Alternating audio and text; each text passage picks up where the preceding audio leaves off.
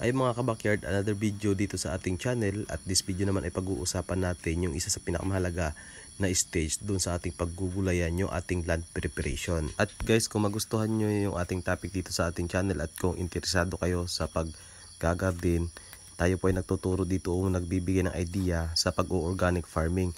Organic farming na hindi po tayo gumagastos. Dahil pag sinabing organic farming, lagi nating iniisip na nakakatipid tayo. Pero hindi lahat guys ng organic farming ay nakakatipid. Minsan, mas malaki pa yung ginagastos na pag-organic farming doon sa gumagamit ng unorganic farming. Pero dito sa aking backyard gardening guys, ay hindi ako gumagamit ng mga organic farming na nakakagastos tayo. So purong wala po akong gastos, at yun din po yung ating ituturo dito sa ating channel.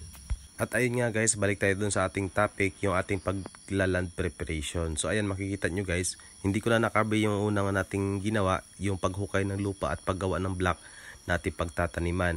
So napakita ko na lang po yan sa video, yan makikita po ninyo. Nagawa ko na yung block, din ang ginawa ko po niya, nag-ipon po ako ng kahoy, at yan po yung ipinatong natin sa taas.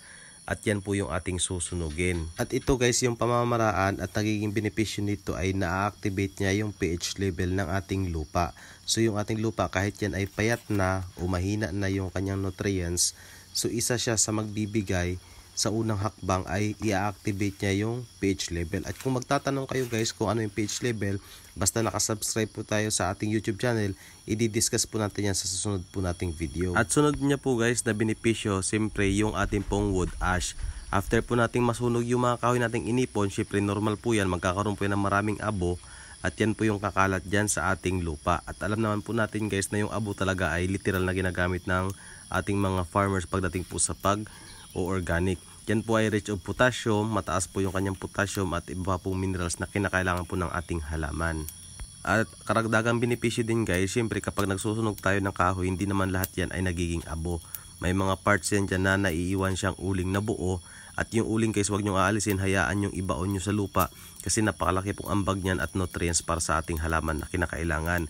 At isa din po dyan, ang uling po ay nag-a-absorb ng tubig, kaya po kapag nakabaon siya sa lupa ay magkakaroon po siya ng moist na susustain yung tubig, at yun yung sisipsipin ng ating mga halaman. At isa rin guys sa pinakamahalagang benepisyo ng ating ginagawang pag-prepare ng ating lupa, yung pagiging buhaghag ng ating lupa. Kapag yung ating lupa guys ay pinagsunugan, mapapansin nyo sobrang buhaghag po ng lupa, at yan po ay napaka-importante sa ating halaman. Yan po yung nagiging dahilan na nagkaka-absorb po ng oxygen yung ugat ng ating halaman. At isa po dyan, kapag buhaghag po yung lupa, mapapansin nyo kapag nagdidilig po kayo ay hindi po kumakalat yung tubig, na-absorb po agad siya ng lupa at mabilis po umabot sa kanyang mga ugat at hindi po nasasayang. Isa po yung sa pinakakailangan po talaga ng ating halaman, at mabilis po makapag-expand at hindi po hirap yung ugat para kumalat. At ayan guys, makikita nyo sa video, meron tayong bell paper na isa sample na naging resulta ng ating ginawang pag-prepare ng lupa. So ito guys, yung ating nakita sa video, ito yung sili na ating bell paper na tinanim natin gamit yung ating pinagsunugang lupa. Siyempre makita po natin ang taba po niyan, at siyempre matching po yung ating organic na fertilizer.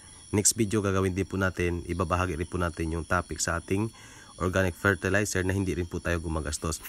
So ito naman guys, ipapakita naman natin yung isa. Ito naman po yung sili na tinanim natin sa wala po tayo gumamit ng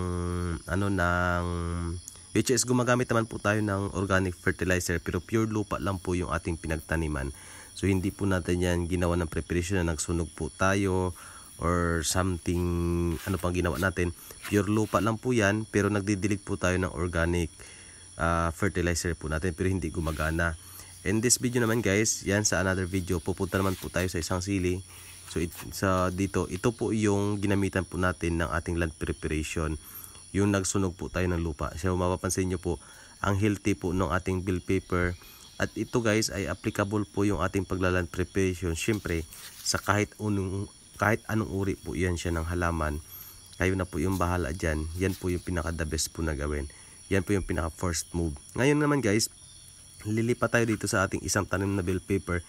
Ito naman guys yung ginamitan natin ng composting. So may mga dahon po tayo dyan na bago po natin nilagyan ng lupa yung gulong natin na yan, sa ilalim po niyan nakaipon po dyan yung mga dahon na laya, yung rich of carbon, mga dahon na fresh, saha ng saging, o yung kahit ano pa pong pinabulok, mga balat po ng gulay.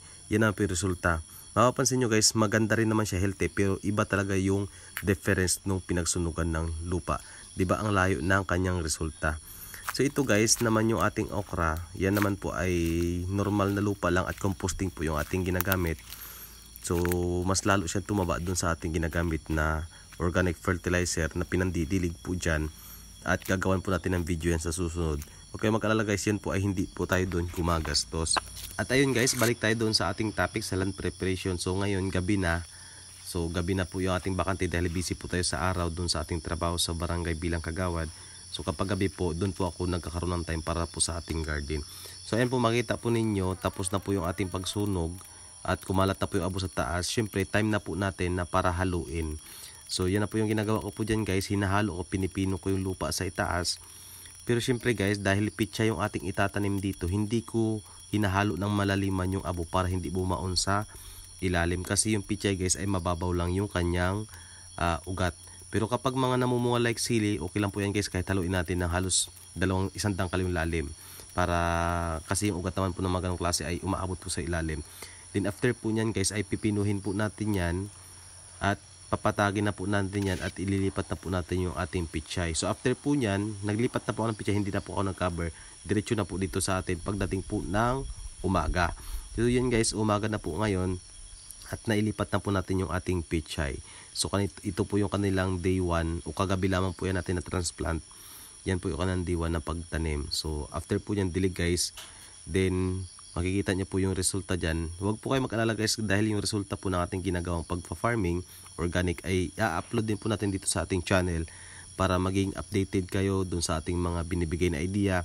Pero disclaimer lang guys, hindi po ako eksperto. Yan po ang ating binabahagi ay basis lamang po yan sa ating experience.